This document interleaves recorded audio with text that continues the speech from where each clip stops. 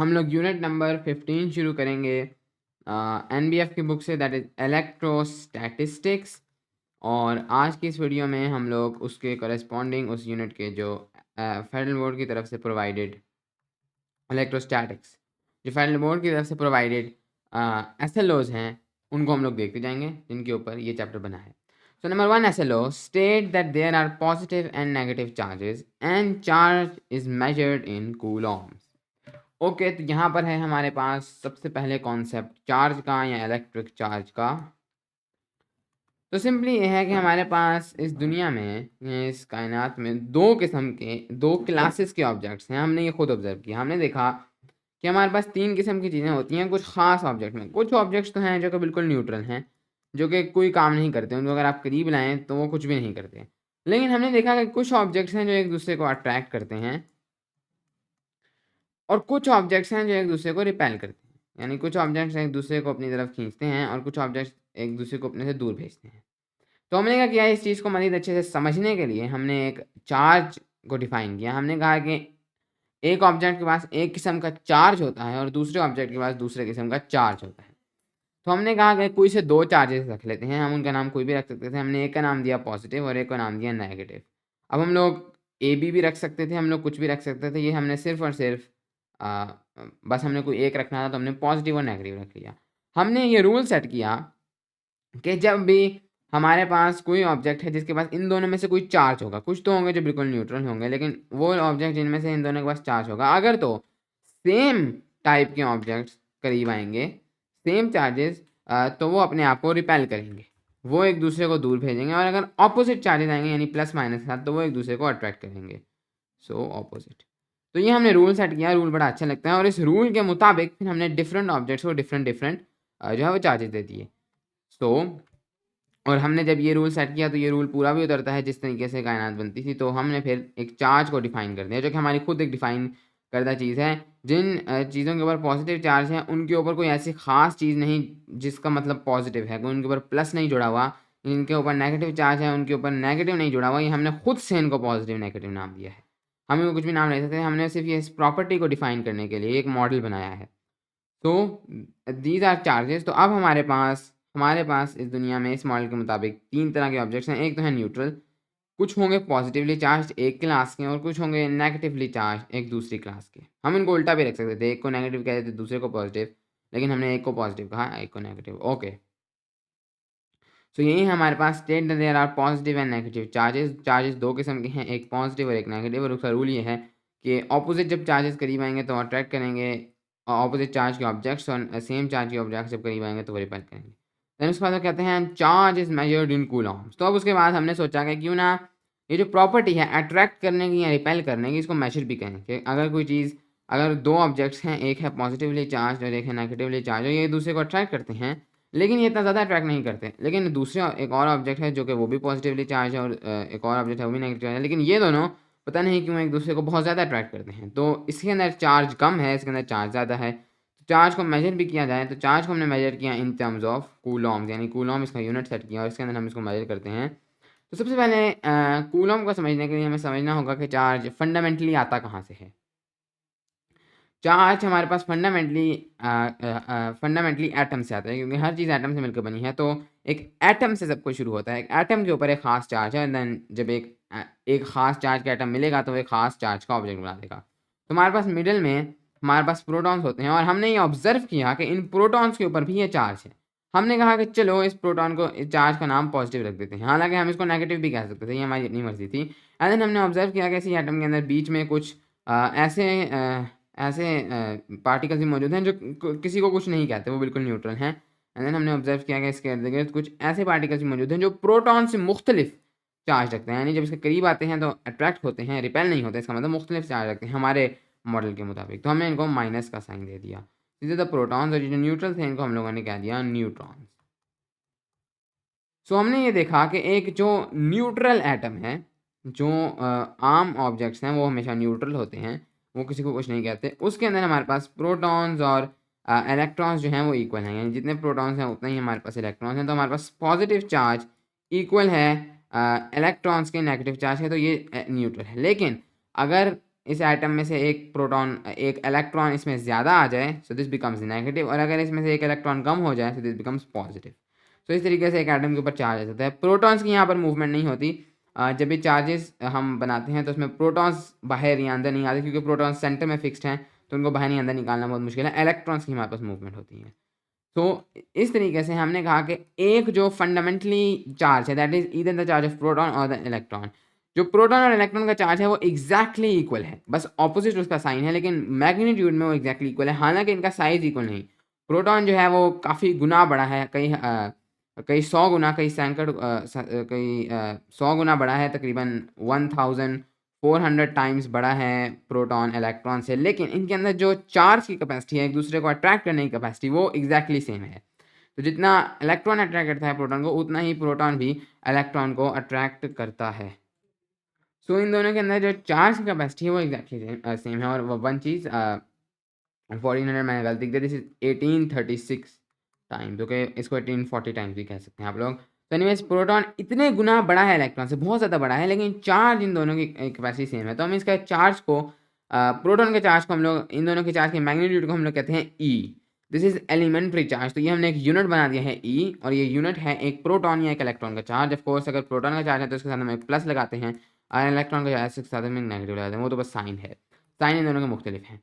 तो कूलॉम्स को हम इसी ई के ऊपर डिफाइन करते हैं, लेकिन ये ई बहुत छोटा है, सिर्फ एक इलेक्ट्रॉन का चार्ज, तो हम कूलॉम को थोड़ा एक बिगर यूनिट बताते हैं, जो ऐसा यूनिट है। Coulombs is approximately equal to 6.24 into 10⁻18 e. So तकरीबन इतना, यहाँ 5 भी आप लगा सकते हैं, इतना तकरीबन कूलॉम इतने ज़्यादा एलिमेंट्री चार्जेस के इक्वल है। यानी अगर इतने ज़्यादा आपके पास इलेक्ट्रॉन्स आ जाएं, या इतने ज़्यादा आपके पास प्रोटॉन आ जाए जो बहुत ज़्यादा हैं, तो उन सब का चार्ज मिलाकर 1 कूलॉम होगा।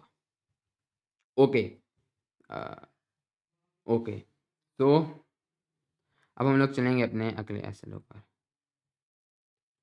State that unlike charges attract, unlike charges repel. ये बताएं कि तो स्टेट का मतलब है, आपको पता होना चाहिए कि हमारे मॉडल के मुताबिक unlike charges attract and like charges repel. तो ये ऑलरेडी हम इसके ऊपर बात कर चुके हैं। Okay, next SLO. Describe experiments to show electrostatic charging by friction.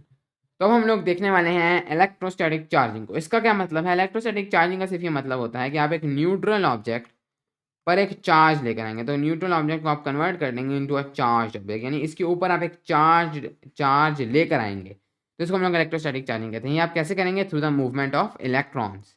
यानी आप इधर उस सब्सटेंस के अंदर इलेक्ट्रॉन्स डाल देंगे, प्रोटॉन्स तो नहीं करेंगे, मैंने बताया प्रोटॉन्स आर फिक्स, तो इलेक्ट्रॉन्स को आप मूव करेंगे तो उससे उसके ऊपर चार्ज बदल जाएगा। अगर तो एक नॉर्मल ऑब्जेक्ट है उसमें इलेक्ट्रॉन्स प्रोटॉन्स इक्वल हैं, तो चार्ज कैंसिल आउट हो जाते हैं, वो न्यूट्रल है। लेकिन अगर आप किसी तरीके से उसके अंदर ऐड कर दें ऐड इलेक्ट्रॉन्स, तो उसका साइन, उसके ऊपर चार्ज आ जाएगा माइनस। इस तरीके से आप उसके ऊपर चार्ज ला सकते हैं, या आप उसके अंदर से रिमूव कर दें इलेक्ट्रॉन्स। प्रोटॉन्स के साथ हम पंगा नहीं ले सकते, दे आर वेरी हार्ड, तो ये हो जाएगा पॉजिटिव। अगर हम किसी तरह ले लें तो ऑफकोर्स उससे भी इफेक्ट होगा, लेकिन वो हम प्रैक्टिकली नहीं कर सकते। इलेक्ट्रॉन्स चूँकि बाहर हैं, हम उनको आसानी से निकाल सकते हैं या ऐड कर सकते हैं। ओके, तो इलेक्ट्रोस्टैटिक चार्जिंग का एक तरीका है थ्रू फ्रिक्शन, और ये आपने किया भी होगा अक्सर। तो ये इन्होंने एक्सपेरिमेंट्स याद किया है। एक जो बहुत ही पॉपुलर एक्सपेरिमेंट है वो ये है कि आप एक बलून लें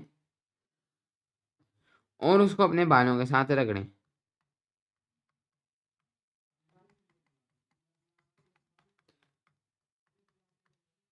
राइट,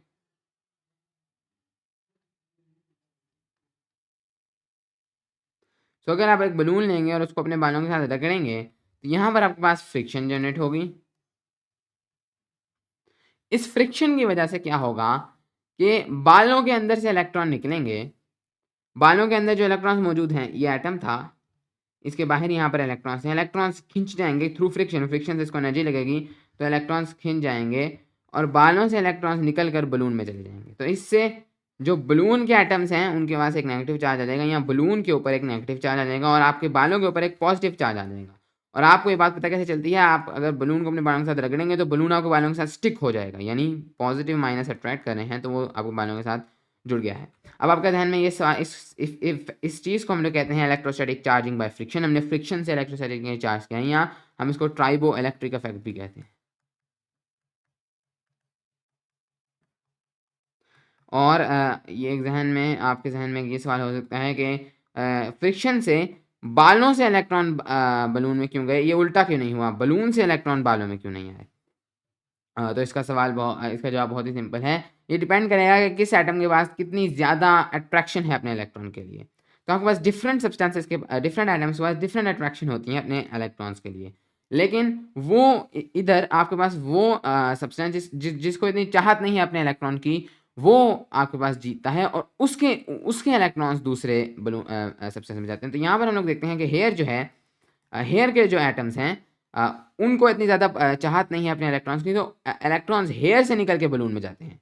उल्टा इसलिए नहीं होता कि बलून अपने इलेक्ट्रॉन्स देता ही नहीं, क्योंकि हेयर बलून अपने इलेक्ट्रॉन देता ही नहीं क्योंकि उसको ज़्यादा अट्रैक्शन है अपने इलेक्ट्रॉन्स में, तो ज़्यादा एनर्जी की ज़रूरत है, तो वो एनर्जी इंस्टेड चली जाती है बालों से इलेक्ट्रॉन निकाल के बलून में जाकर जाने की। तो ये आपको पता कैसे चलेगा, तो ये आपके पास एक सीरीज़ है that is called the triboelectric series. तो उस सीरीज़ में आपके पास top to bottom elements substances arrange होते हैं कि कौन सा सब्सटेंस, उसमें बताया होता है कि कौन सा सब्सटेंस अगर रगड़ा गया तो किस सब्सटेंस के पास ज़्यादा इलेक्ट्रॉन की जो है वो अफिनिटी है, कौन ज़्यादा इलेक्ट्रॉन चाहता है और कौन जो है वो इलेक्ट्रॉन्स को कम अपने पास जो है वो रखना चाहता है।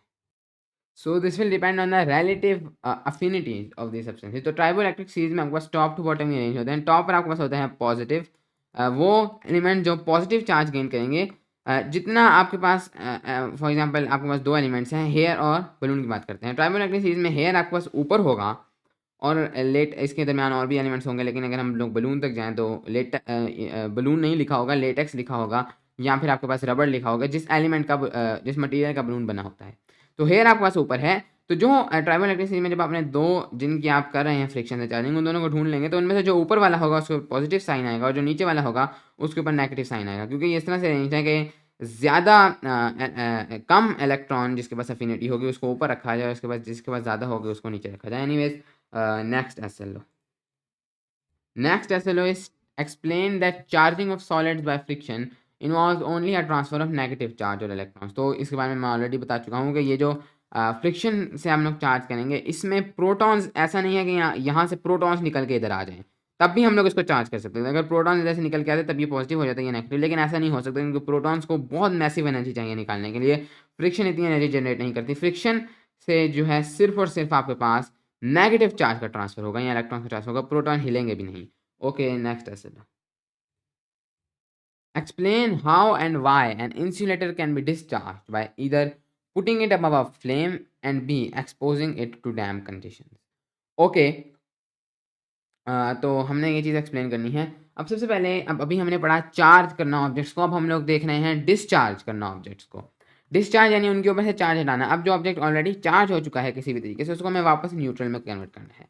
अब ये डिपेंड करेगा कि कितना आसान है, कितना मुश्किल है। अगर ऑन दिस फैक्ट कि वो कंडक्टर हैं या इंसुलेटर है। अगर तो वो कंडक्टर है, जो कि मोस्ट कॉमनली आपके पास मेटल्स होते हैं। कंडक्टर्स के बारे में अभी और डिटेल से पढ़ेंगे, लेकिन कंडक्टर्स वो हैं जो ईजिली चार्ज को पास करने देते हैं, या आप दूसरे फॉर्म कह देते हैं ईजिली इलेक्ट्रॉन्स को फ्लो करने देते हैं, electron flow.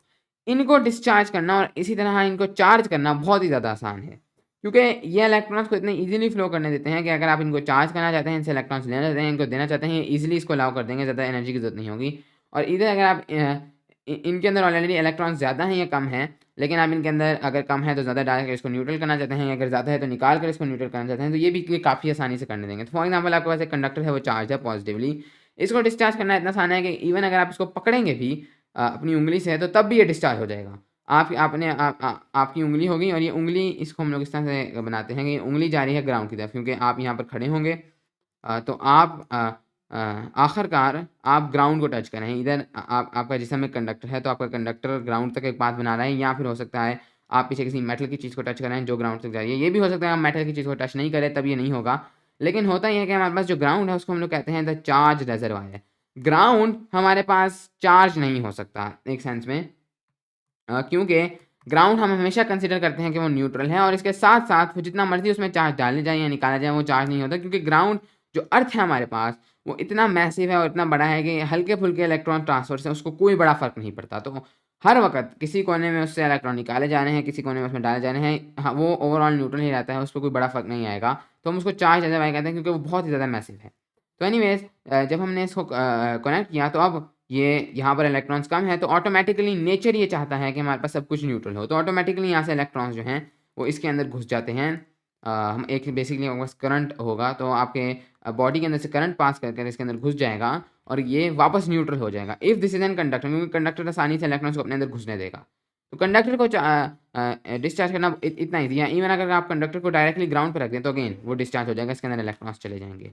Ground is also a conductor. तो इस तरीके से ये तो बहुत ही सिंपल था, लेकिन इंसुलेटर्स के साथ ये इतना आसान नहीं है, क्योंकि इंसुलेटर्स आसानी से जो है वो इलेक्ट्रॉन्स को फ्लो नहीं करने देंगे।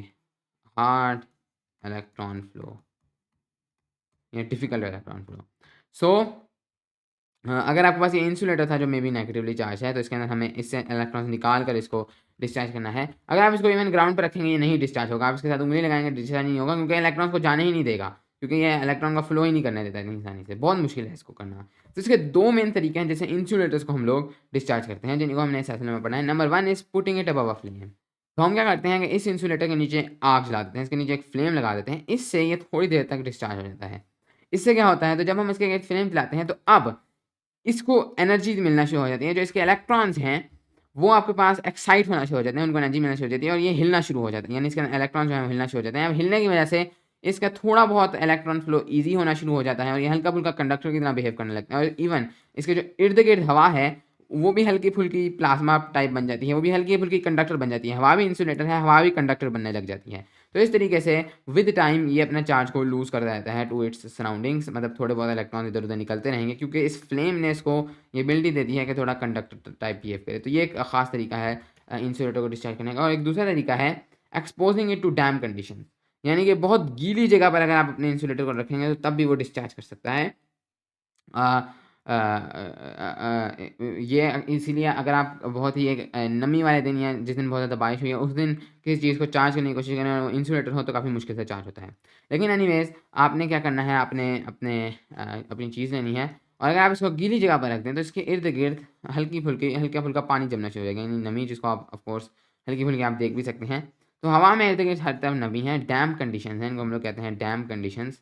तो अब ये इंसुलेटर जो है पानी चूँकि पानी वैसे तो एक बैड कंडक्टर है, यानी वो इंसुलेटर है, लेकिन जो हमारे पास नॉर्मल पानी होता है हवा में वो एक कंडक्टर होता है, क्योंकि पानी के अंदर कुछ ऐसे सब्सटेंसेस मिक्स होते हैं, प्योर वाटर नहीं है या डिस्टिल्ड वाटर नहीं, तो जो नॉर्मल वाटर है उसके अंदर कुछ ऐसे सब्सटेंसेस मिक्स होते हैं कि वो एक कंडक्टर बन जाता है। तो चूँकि पानी एक कंडक्टर बन जाता है तो अगेन अब ये एक सरफेस की तरह बिहेव करने लग जाता है, जिसके अंदर से विद स्लोली आपके पास करंट इसकी सरफेस से, इसका इंसुलेटर की सरफेस से आपके पास जो इलेक्ट्रॉन है वो लीक होना शुरू होंगे, क्योंकि अब पानी एक कंडक्टर बन गया है और दो इंसुलेटर अभी भी इंसुलेटर है, लेकिन चूँकि पानी कंडक्टर बन गया है वो अपने अंदर से इलेक्ट्रॉन्स को फ्लो करने दे रहा है, तो इलेक्ट्रॉन्स खुद ब खुद हल्का-फुल्का इधर-उधर आना शुरू हो जाएँगे और विद टाइम थोड़ा स्लो होगा ये प्रोसीजर। अगर ये मेटल होता तो ज़्यादा तेज़ होता, लेकिन विद टाइम ये हमारे पास डिस्चार्ज हो जाएगा। तो ये 2 तरीके हैं जिससे इंसुलेटर्स को हमारे पास डिस्चार्ज किया जाता है। ओके, नेक्स्ट है चलो।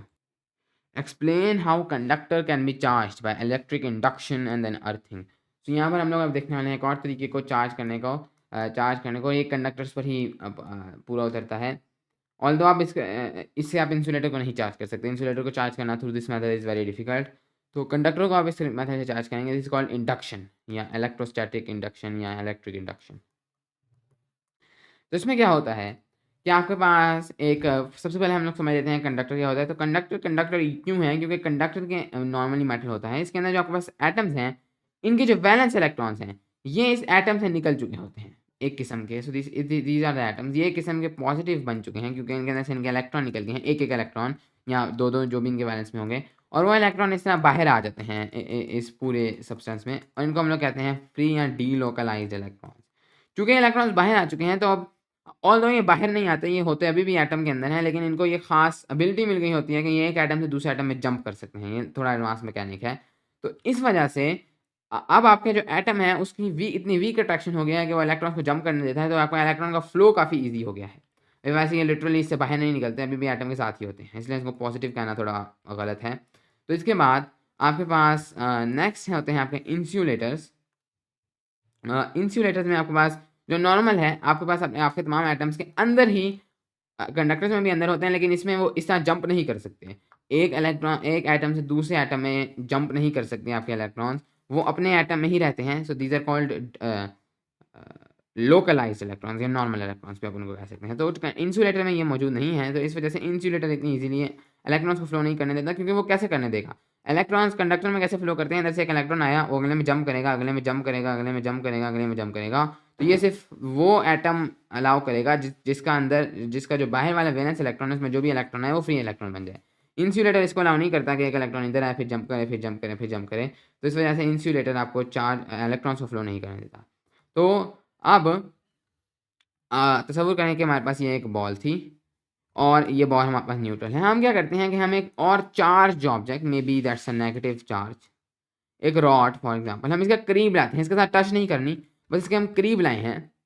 तो इससे क्या होगा, सो this is a metal, metal के अंदर हमारे पास ये फ्री इलेक्ट्रॉन है। तो हमारे पास इस तरफ हमारे पास तमाम एटम्स थे और ये तमाम एटम तो भी न्यूट्रल थे क्योंकि इनके इलेक्ट्रॉन इन्हीं के पास हैं, फ्री ज़रूर हैं लेकिन इन्हीं के पास हैं। अगर इधर से एक जंप करता है तो इधर से एक और इधर जंप कर जाएगा, तो ये सब इधर उधर जंप करते रहते हैं लेकिन ऑलमोस्ट जो है वो न्यूट्रल रहते हैं। जब आप एक नेगेटिव चार्ज को देना है तो चूंकि नेगेटिव नेगेटिव रिपेल करता है, तो ये जो इलेक्ट्रॉन्स हैं फ्री इलेक्ट्रॉन इधर ये रिपेल होंगे, इधर से इनको ये रिपेल करेगा। तो आपके पास जितने फ्री इलेक्ट्रॉन्स हैं वो इधर से जंप कर करके वो सारे इधर इकट्ठे हो जाएंगे। इस साइड पर आपके पास अपने तमाम फ्री इलेक्ट्रॉन्स इकट्ठे हो जाएंगे। तो ये वाली साइड आपके पास नेगेटिव हो जाएगी टेम्पोरेली, एंड देन ये वाली साइड आपके पास पॉजिटिव हो जाएगी क्योंकि इधर इलेक्ट्रॉन्स कम हो गए हैं as compare to the protons, temporarily, थोड़ी देर के लिए। जैसे ही आप इस रॉड को, क्योंकि हमने इसे टच नहीं किया था, जैसे ही आप इस रॉड को वापस लेके जाएंगे वो रिपल्शन खत्म हुए, तमाम इलेक्ट्रॉन्स फ्री इलेक्ट्रॉन जो वहाँ गए थे वो वापस आ जाएंगे और न्यूट्रल वापस हो जाएगा। तो अभी जो हमने इंडक्शन देखी है, इंडक्शन सिर्फ इसको कहते हैं, यानी सिर्फ थोड़ी देर के लिए इस पर चार्ज करना है। लेकिन अगर हमें इसको एक्चुअली में चार्ज करना है तो हमें इसको अर्थ करना पड़ेगा।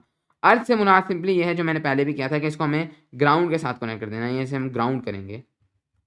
तो ये उसका निशान होता है कि हमने इसको ग्राउंड के साथ कनेक्ट कर दिया है। मे बी डायरेक्ट एक पाइप से, मे बी इसके साथ किसी ने हाथ टच किया हुआ है, मे बी इसको किसी और चीज़ के साथ रखा हुआ है जो ग्राउंड तक जा रही है, रास्ता बना रही है, लेकिन एनीवेज एक कंडक्टर के थ्रू इसको ग्राउंड से कनेक्ट कर दिया है। So this is that sign. इससे क्या होगा कि अब ground is the charge reservoir, वो आपके पास जो मर्जी आप उसको चार्ज देंगे एक्सेप्ट करेगा। इससे इलेक्ट्रॉन्स निकालना चाहते हैं वो ले लेगा, इसको इलेक्ट्रॉन्स देना चाहते हैं वो ले लेगा, रिजर्वायर, क्योंकि उसको इससे कोई बड़ा फर्क नहीं पड़ता।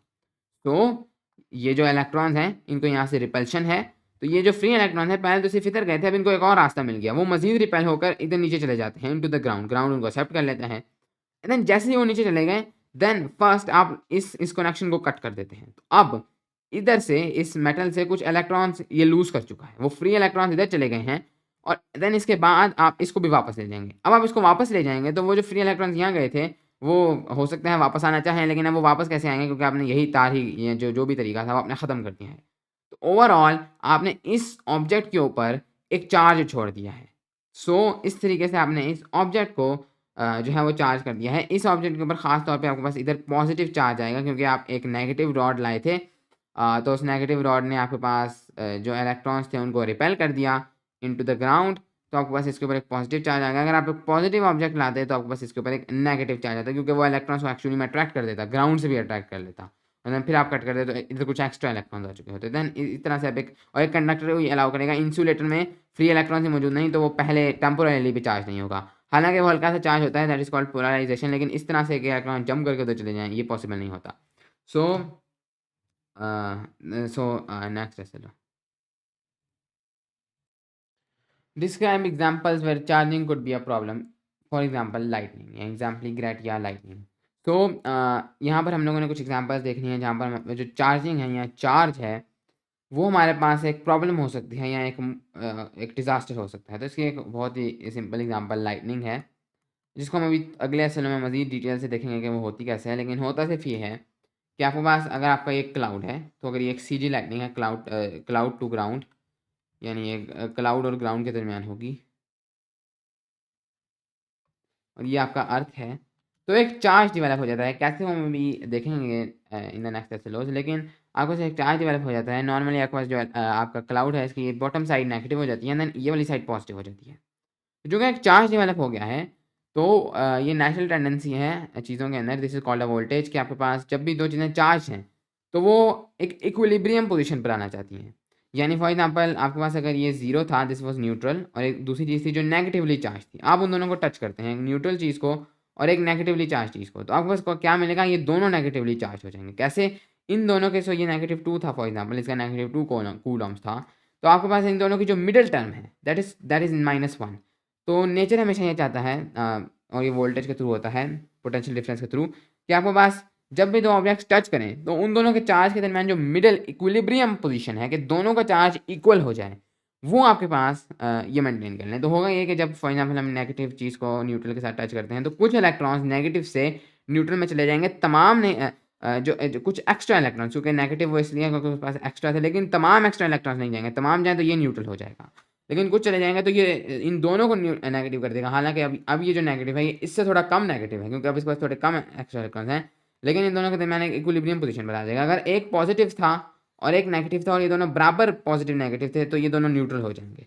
इलेक्ट्रॉन्स जितने इधर एक्स्ट्रा थे वो तमाम के तमाम इधर चले जाएँगे। इसको ज़्यादा इलेक्ट्रॉन्स मिल गए, मतलब इसको फुल इलेक्ट्रॉन्स मिल गए, इसको भी फुल इलेक्ट्रॉन्स मिल गए, यानी इसके अंदर जो एक्स्ट्रा थे वो इधर चले गए, इसके पास कुछ कम थे, तो दोनों न्यूट्रल हो गए। तो एक था +2, एक था -2, इन दोनों के दरमियान मिडल टर्म 0 थी। तो आपके पास जो एक इक्विलिब्रियम पोज़ीशन होगी, उसके ऊपर हमेशा ऑटोमैटिकली आपके पास चार्ज आने रहेंगे। तो एक नेगेटिव है, एक पॉज़िटिव। तो ऑफ़ कोर्स ये चार्ज जो है वो एक इक्विलिब्रियम पोज़ीशन में जाना जाता है, जो कि चूँकि दिस इज़ ग्राउंड, तो वो न्यूट्रल ही होगा।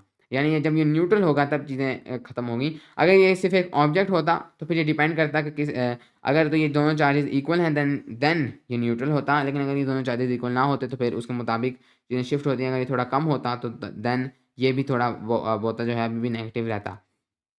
लेकिन anyways that is a different thing. लेकिन चूँकि ये ग्राउंड है तो इस वजह से ग्राउंड चार्ज को हमेशा एक्सेप्ट करता है, तो इसको कोई इतना बड़ा मसला नहीं। तो ये जब न्यूट्रल होगा तभी बात बनेगी। तो इलेक्ट्रॉन्स यहाँ से यहाँ आना चाहते हैं, प्रोटॉन्स तो जाएँगे नहीं। इलेक्ट्रॉन्स बहुत ज़्यादा ज़रूरी यहाँ से यहाँ आना चाहते हैं, लेकिन वो आ नहीं पाते हैं क्योंकि बीच में हमारे पास है air. Air is an insulator, वो इनको जाने नहीं देता। तो ये क्या करते हैं कि आपके पास इतनी ज़्यादा अट्रैक्शन हो जाती है कि ये अट्रैक्शन एयर को एक किस्म की फाड़ देती है और एयर आपके पास एक कंडक्टर बन जाती है। This is called electrical discharge. तो आपके पास एयर कंडक्टर बन जाती है और इस तरह की आपके पास एक प्लाज़्मा की लेयर बन जाती है, जहाँ से आपके पास इलेक्ट्रॉन्स नीचे चले जाते हैं। जब इलेक्ट्रॉन्स चले जाते हैं तो ये ऑटोमैटिकली खत्म हो जाते हैं क्योंकि अट्रैक्शन खत्म हो जाती है। This is what we call lightning. तो इसकी जो कंप्लीट डिटेल है वो हम अभी अगले एपिसोड में देखेंगे। Okay, next episode. Suggest how charging and discharging is used in the application of various devices. For example, photocopier and electrostatic precipitator. तो ये चीज़ देखेंगे कैसे आपके पास जो है चार्जिंग या डिस्चार्जिंग का कॉन्सेप्ट आपके पास यूज़ होता है इन ईदर फोटोकॉपियर मशीन, जो कि एक मशीन है जिससे आप लोग फ़ोटोकॉपी करते हैं और ऑल्दो आजकल ऑब्सोलीट हो चुकी है। सो आप एक पेपर लेते हैं, उसके ऊपर आप लाइट मारते हैं और उस पेपर की एक कॉपी निकल कर आ जाती है। इसके अंदर हम लोग मेनली जो है वो चार्जिंग को यूज़ करते हैं। सो ये जो फ़ोटोकॉपियर हैं, जो चार्जिंग और डिस्चार्जिंग का यूज़ करते हैं, ये बहुत पुराने हो चुके हैं। इस तरीके को हम लोग कहते हैं ज़ीरोग्राफ़ी, या आज भी हो सकता है यूज़ होते हों। लेकिन this is called this is a cheap method, this is called dry writing. Xerography का मतलब है इन लैटिन। तो ये चार्जेस का इस्तेमाल करते हैं एक चीज़ को फ़ोटोकॉपी करने में फ्रॉम वन टू अनदर। ये ब्लैक एंड वाइट होते हैं नॉर्मली, ऑल्दो ये कलर भी हो सकते हैं, लेकिन कलर काफ़ी मुश्किल है, काफ़ी कॉम्प्लेक्स हो जाता है। तो नॉर्मली फ़ोटोकॉपियर जो ज़ीरोग्राफ़ी होते हैं, these are black and white, although ये कलर भी पॉसिबल हैं। लेकिन कलर में आपको एक ही प्रोसीजर को बार-बार हर कलर के लिए रिपीट करना पड़ता है। तो एनीवेज़ फ़ोटोकॉपियर मशीन या ज़ीरोग्राफ़ी जिसके अंदर इलेक्ट्रोस्टैटिक चार्जिंग का प्रिंसिपल यूज़ होता है, उसके अंदर क्या किया जाएगा कि आपके पास आपका पेज लिया जाएगा। For example this is your page. मैं इसको एक इस तरह का 3D तरीके से ड्रॉ करने की कोशिश करूँगा।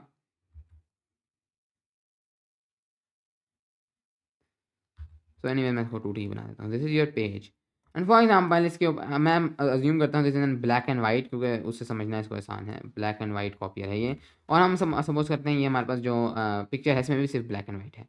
तो मानते हैं कि ये जो अंदर वाली सरफेस है में ये एक पेज है जो कि व्हाइट है,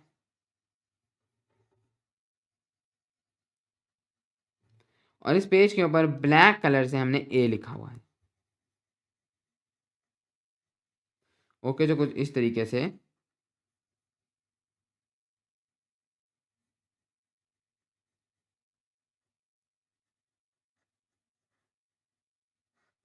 फॉर एग्ज़ाम्पल ये पेज है, हमने इसको फ़ोटोकॉपी करना है। ये होगा किया ये जाएगा कि आपके पास नीचे एक ड्रम मौजूद होगा। ये होगा aluminium drum. Aluminium drum, aluminium which is a conductor, very good conductor. ये चार्ज को इजीली पास करने देता है and normally may be this is even grounded. ये ग्राउंडेड भी है ताकि कोई भी एक्सेस चार्ज हो वो नीचे चला जाए या ऊपर आ जाए। तो anyways this is an aluminium drum. इसके ऊपर आपके पास एक कोटिंग हुई होती है of selenium. Selenium, so selenium coating है ये। What is selenium? सेलेनियम जो है एल्यूमिनियम तो एक कंडक्टर है, सो मैं इसके साथ एक वो भी बना देता हूँ, इसकी भी बना देता हूँ, चीज़ें मैं मिटा रहा हूँ क्योंकि हमने यहाँ पर डायग्राम बनानी है, but remember this is aluminium drum और ये अर्थ हुआ हुआ है, यानी जो भी इसके ऊपर चार्ज होगा, एल्यूमिनियम को जो मर्ज़ी चार्ज हो जाए वो फ़ौरन ख़त्म हो जाएगा बिकॉज़ दिस इज़ अर्थ। अर्थ का ये फ़ायदा है आपके ऑब्जेक्ट के ऊपर अगर वो कंडक्टर है, जो मर्ज़ी चार्ज हो वो फ़ौरन ख़त्म हो जाएगा। सेलेनियम की कोटिंग है इसके ऊपर। अब सेलेनियम एक इंटरेस्टिंग मटेरियल है क्योंकि ये एक फोटो कंडक्टर है। What is a photo conductor? Photo conductor की खास बात ये है कि वैसे तो ये इंसुलेटर है, in darkness it is insulator, अगर इसके ऊपर कोई लाइट नहीं पड़ रही इट इज़ एन इंसुलेटर, लेकिन अगर इसके ऊपर लाइट पड़ती है so it becomes a conductor. ये इसलिए होता है क्योंकि लाइट ये इस तरह से स्ट्रक्चर है कि लाइट उसके इलेक्ट्रॉन्स को इतनी एनर्जी दे देती है वो फ्री इलेक्ट्रॉन्स बन जाते हैं, दिस बिकम्स अ कंडक्टर जब इसके ऊपर आप लोग लाइट मारेंगे, इसको कॉल्ड अ फोटो कंडक्टर। अब वैसे इसको डार्कनेस में रखा जाएगा तो सेलेनियम जो है वो इंसुलेटर होगा और सेलेनियम के ऊपर एक चार्ज दिया जाएगा, आप वो कोई भी दे सकते हैं, normally that is given a positive charge. Selenium के ऊपर आप किसी भी तरीके से पॉजिटिव चार्ज दे देंगे, कोई भी चार्जिंग का मेथड यूज़ करके, लेकिन चूंकि सेलेनियम डार्कनेस में एक कंडक्टर है तो सेलेनियम जो है वो आपके पास ये जो ड्रम है इसके ऊपर जो चार्ज है वो वहीं रहेगा, ऑल्दो दिस इज अर्थ। अगर ये किसी तरीके से सेलेनियम कंडक्टर बन जाए तो वो तमाम का तमाम चार्ज खत्म हो जाएगा और सेलेनियम वापस जो है वो एक कंडक्टर बन जाएगा आपके पास, चूँकि पॉजिटिव है तो आपके पास इलेक्ट्रॉन यहाँ से अट्रैक्ट होकर सेलेनियम में चले जाएँगे because aluminium is also a conductor. तो सेलेनियम अगर कंडक्टर बन जाता है, अगर इलेक्ट्रॉन्स को फ्लो करने देता है तो इलेक्ट्रॉन्स फ्लो कर जाएँगे क्योंकि नेचर चाहता है कि ये न्यूट्रल हो फ्रॉम द ग्राउंड और ये आपके पास न्यूट्रल हो जाएगा सेलेनियम की कोटिंग। ओके। लेकिन सेलेनियम आपके पास एक इंसुलेटर है क्योंकि अभी तक आपने उसको डार्कनेस में रखा हुआ है। अब आप क्या करेंगे कि अब आप लोग इस इमेज के ऊपर लाइट मारेंगे एंड देन इस लाइट को डायरेक्टली आप लोग इस सेलेनियम की कोटिंग के ऊपर मारेंगे। तो होगा ये कि सेलेनियम की अगर ये कोटिंग थी, ये सेलेनियम फॉर एग्जांपल ड्रम का टॉप व्यू है, तो फॉर एग्जांपल इधर से आपके पास आपने व्हाइट लाइट मारी तो व्हाइट लाइट इन एरिया से तो आपके पास रिफ्लेक्ट हो गई जो व्हाइट एरियाज थे, लेकिन जो ब्लैक एरियाज थे उससे आपके पास ये लाइट रिफ्लेक्ट ही नहीं हुई क्योंकि ब्लैक किसी लाइट को रिफ्लेक्ट नहीं करता। सो दिस इज बेसिक फिजिक्स। तो आपके पास जो व्हाइट लाइट है वो तो रिफ्लेक्ट हो जाएगी, लेकिन ब्लैक लाइट तो जब ये वाली लाइट इधर आएगी तो ये सिर्फ व्हाइट वाले एरिया से आएगी, ब्लैक वाले एरिया से नहीं आएगी। तो आपके पास ये जो ड्रम है इसके ऊपर कुछ इस तरह से आपके पास ये एक ए बनेगा जिस ए पर आपके पास लाइट नहीं पड़ेगी, बाकी इधर आपके पास लाइट पड़ेगी क्योंकि ये व्हाइट वाले रीजन से आ रही है बीच में जो कि ए ब्लैक था, तो ए वाली जगह ये आप ए यहाँ पर कोई बन नहीं जाएगा, लेकिन इस जगह पर आपके पास ऐसे एरिया में आपके पास कोई लाइट नहीं पड़ेगी इस ड्रम पर। तो आपके पास ये वाला जो तमाम एरिया है जहाँ लाइट पड़ी दिस बिकम्स न्यूट्रल, लेकिन ये वाला जो एरिया था जहाँ पर लाइट नहीं पड़ी दिस बिकम्स चार्ज्ड। तो आपके पास कुछ इस तरह का एक चार्ज बन जाएगा पॉजिटिव उस जगह पर जहाँ पर आपके पास से लाइट नहीं आई। सो आपके पास एक इमेज हो गई है, आपका जो भी ऑब्जेक्ट था उसकी आपने एक इमेज बना दी है अपने ड्रम के ऊपर जो कि नज़र नहीं आ रही, लेटेंट इमेज है, लेकिन ये चार्ज ने एक इमेज बनाई हुई है। इसके बाद इस ड्रम को रोल किया जाएगा एंड देन रोल करके इसको एक टोनर तक लाया जाएगा और ये टोनर क्या करेगा कि इसके ऊपर आपके पास फॉर एग्जांपल ब्लैक, क्योंकि ये ब्लैक वाला रीजन हमने किया हुआ है, अगर ये कोई और कलर हो तो आप को ये पैटर्न्स में करना पड़ेगा, पहले ब्लैक के लिए फिर ब्लू के लिए फिर येलो के लिए एंड देन जो भी कलर्स होते हैं आपको टोनर में उनको फिर लेयर्स में आपको करना पड़ेगा, पहले एक के लिए फिर अलग से दूसरे के लिए, और आपको खास लाइट भी चूज़ करनी पड़ेगी।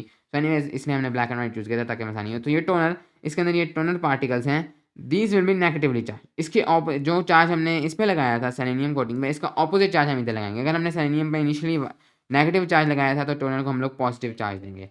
तो एनीवेज जब ये सेलेनियम की कोटिंग इधर आएगी तो ये टोनर इधर से निकल कर आपके पास पॉजिटिव चार्ज पर चिपक जाएगा और इधर इस पॉजिटिव चार्ज पर आपके पास टोनर के ब्लैक पार्टिकल जो हैं वो आकर चिपक जाएंगे। ओके, एंड देन ये ड्रम को मजीद रोल किया जाएगा एंड देन इस ड्रम के नीचे से एक आप कह सकते हैं एक रास्ता होगा और इस रास्ते के ऊपर से एक पेपर गुजारा जाएगा। जब ये पेपर इधर से गुजरेगा तो ड्रम इस पेपर के ऊपर रोल होगा और इस पेपर के ऊपर आपका टोनर चिपक जाएगा और मैंने ये पेपर आपके पास जो है वो टोनर के ऑपोजिट चार्ज का होगा, यानी this paper will be positive. तो टोनर के पार्टिकल्स नेगेटिव थे तो वो ड्रम से उतर कर इस पेपर पर आ जाएंगे एंड देन आपके पास वो इमेज इधर बन जाएगी। सो एक ही इमेज इधर बन जाएगी, ऑफकोर्स ब्लैक कलर क्योंकि टोनर ब्लैक है, एंड देन ये इमेज आगे जाएगा और रोलर इस टोनर को मजीद इसके ऊपर चिपका देंगे एंड देन आपके पास फाइनली ये फोटो कॉपी होकर आपके पास एक इमेज आ जाएगी, that will be something like this. तो ये फोटो कॉपी मशीन है जो कि ज़ीरो ग्राफी का इस्तेमाल करती है, चार्जेस का इस्तेमाल करती है अपना काम करने में।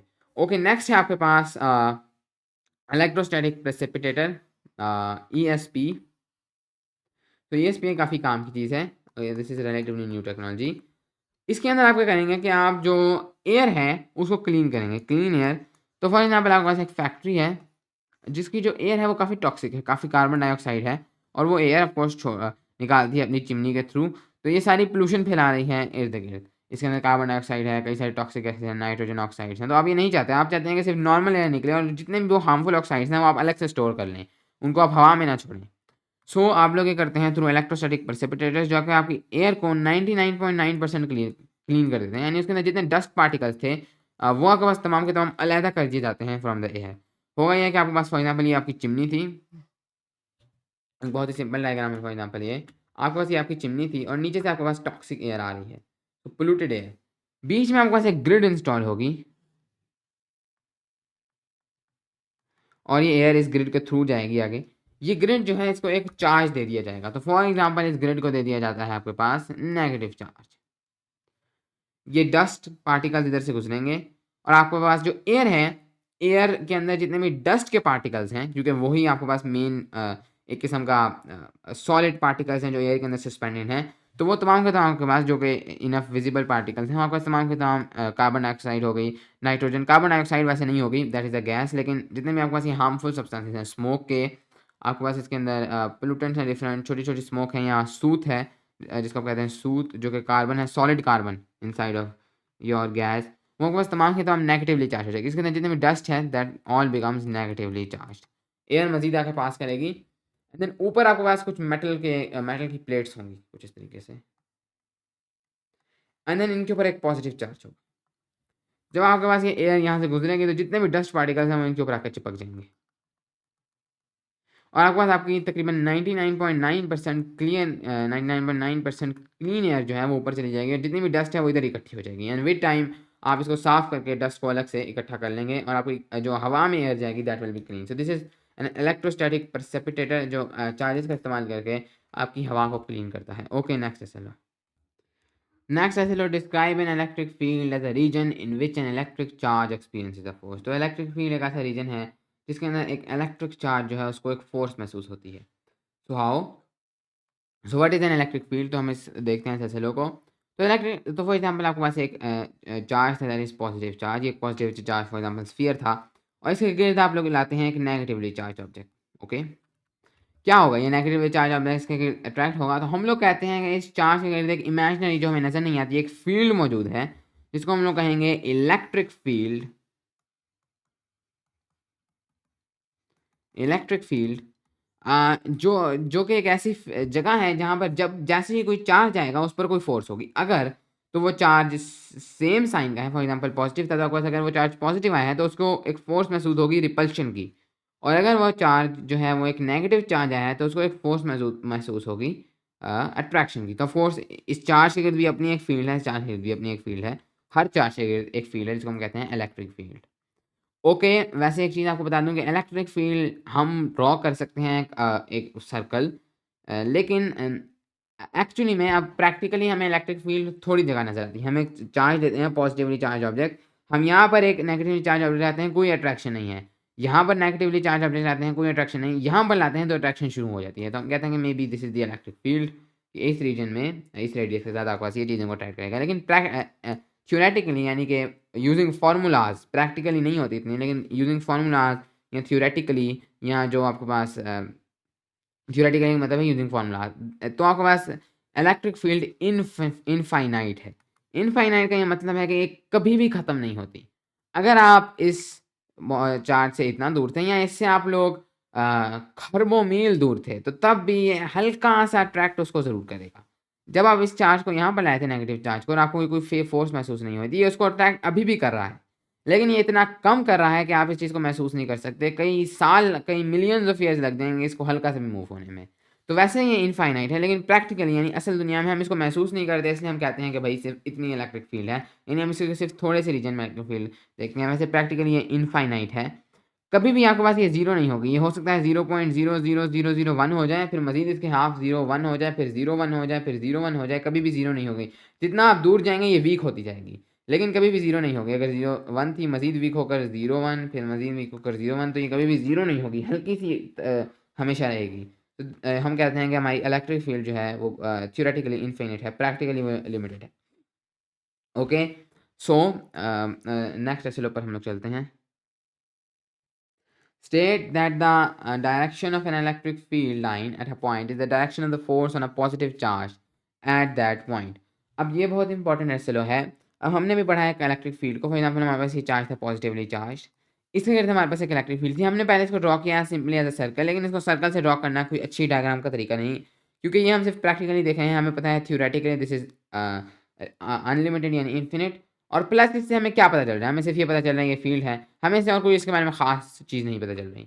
तो इसके लिए हमने खास तरीका निकाला है इलेक्ट्रिक फील्ड को रिप्रेजेंट करने का। हम इसको लाइंस के थ्रू रिप्रेजेंट करते हैं, और असली में कोई इस चीज़ के अंदर से लाइंस नहीं निकल रही है, सिर्फ हमारा तरीका है ताकि हमें मजीद अच्छे से समझ आए। हम लोग क्या कहते हैं कि हम लोग सपोज करते हैं कि हम एक पॉजिटिव टेस्ट चार्ज लाते हैं। मैं इस सेंटर वाली चार्ज की बात नहीं कर रहा, इस सेंटर वाली चार्ज को भी हम नेगेटिव भी रखते हैं, लेकिन बाहर हमें सिर्फ एक पॉजिटिव टेस्ट चार्ज यानी इस चीज़ को टेस्ट करने के लिए कि फोर्स आपकी कहाँ पर है उसको लाते हैं।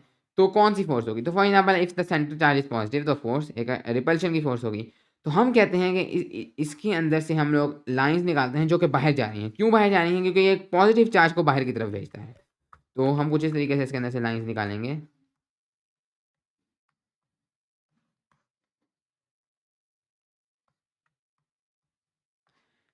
और हम कहेंगे these are electric field lines, ये हमेशा आगे चलती रहेंगी, सो इलेक्ट्रिक फील्ड इन्फिनिट हो गई।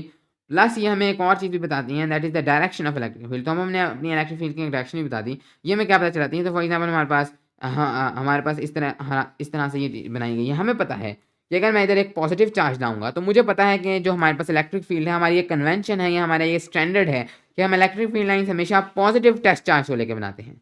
तो मुझे पता होगा अच्छा ये पॉजिटिव है तो पॉजिटिव टेस्ट चार्ज लिया था, इसका मतलब इसके ऊपर जो रिपल्शन की, इसके ऊपर जो फोर्स होगी वो इस तरफ होगी। तो मुझे पता चल जाएगा कि ये रिपल्शन की फोर्स होगी। इवन अगर मुझे ये भी ना पता हो सेंटर में कौन सा चार्ज है, मैं सिर्फ इन लाइन से बता सकता हूँ। लेकिन अगर मैं एक नेगेटिव चार्ज लाता हूँ, मुझे पता है कि ये लाइन्स ज़रूर पॉजिटिव चार्ज के साथ बनाई गई हैं, तो मैं बताऊंगा कि इसकी उल्टा हमारे पास होगा। तो मुझे पता चल जाएगा सिर्फ इस लाइन से कि जो पास फोर्स होगी वो इस तरफ होगी या अट्रैक्शन की फोर्स होगी। तो इन लाइन्स का ये फायदा है कि अभी हमें इससे काफ़ी इन्फॉर्मेशन पता चल रही है। एक तो ये कि ये इन्फिनिट है, प्लस हमें इसकी डायरेक्शन पता चलेगी कि कोई भी चार्ज अगर आएगा तो उसके ऊपर वो क्या फोर्स होगी। अब एक पॉजिटिव चार्ज के लिए ये जो फील्ड लाइन्स हैं ये बाहर निकलेंगी, क्योंकि वो पॉजिटिव टेस्ट चार्ज को बाहर भेजेगा। एक नेगेटिव चार्ज के लिए क्या होगा? अगर हम एक सेंटर में नेगेटिव रखते हैं तो बाहर हमें अभी भी टेस्ट चार्ज जो लाना है दैट विल बी पॉजिटिव, क्योंकि ये हमारा स्टैंडर्ड है। हम इसको नेगेटिव भी रख सकते हैं, हमने पॉजिटिव रखा है। पॉजिटिव चार्ज को नेगेटिव अट्रैक्ट करेगा, तो इसकी फील्ड लाइन्स कुछ इस तरह से होंगी, अंदर की तरफ आती हुई। सो अब मैं लाता हूँ एक पॉजिटिव चार्ज। सो मुझे पता है कि मैंने अपनी तमाम लाइन जो है पॉजिटिव के साथ बनाई है, तो मुझे खुद ब खुद पता चल जाएगा कि अच्छा इसके इसके अराउंड जो है वो मेरी फोर्स होगी। लेकिन अगर मैं लाता हूँ एक नेगेटिव चार्ज, तो मुझे पता है कि अच्छा ये लाइंस पॉजिटिव के मुताबिक नहीं, तो इसके उल्टा हमारे पास जो है इसके ऊपर फोर्स होगी, तो मेरे पास फोर्स इस तरफ होगी। ओके, सो ये हमारे पास इलेक्ट्रिक फील्ड लाइन्स का फ़ायदा है। तो यही वो कहा जा रहा है कि state that the direction of N electric field line at a point is the direction of force on the positive charge at that point. अगर इस पॉइंट पर मेरे पास इलेक्ट्रिक फील्ड लाइन की डायरेक्शन ये है, इसका मतलब है कि अगर इधर एक पॉजिटिव चार्ज, नेगेटिव नहीं, हमने ये स्टैंडर्ड सेट किया, इधर एक पॉजिटिव चार्ज होता है तो उसके ऊपर जो फोर्स लगती है उसकी जो डायरेक्शन होती है वो वाला पॉइंट है। अगर इधर एक नेगेटिव चार्ज है तो इसके ऊपर अगर फोर्स, अगर इधर एक पॉजिटिव चार्ज है तो इसके ऊपर जो फोर्स लगती है उसकी डायरेक्शन है। So anyways this is electric field, और इसको हम लोग नाप भी सकते हैं। सो अगर हम लोग इसको नापें इन टर्म्स ऑफ यूनिट्स, तो हम लोग कहते हैं कि इट इज़ द फोर्स पर कूलम ऑफ चार्ज। यानी कि जैसे हम ग्रेविटी को नापते हैं एज फोर्स पर केजी, सो दिस इज यानी force per unit mass, this is force per unit charge, या फोर्स पर कूलम से इसका यूनिट होता है न्यूटन पर कूलम। तो ये इलेक्ट्रिक फील्ड का यूनिट है कि पर कूलम आपके पास कितनी इसके ऊपर फोर्स लगेगी, that is called the electric field intensity. Okay, at that point. Okay, anyways इसके साथ ही हमारे पास एस एल ओज का पार्ट नंबर 1 कंप्लीट हो गया। बाकी जितने रिमेनिंग एस एल ओज हैं हम लोग पार्ट 2 में करेंगे।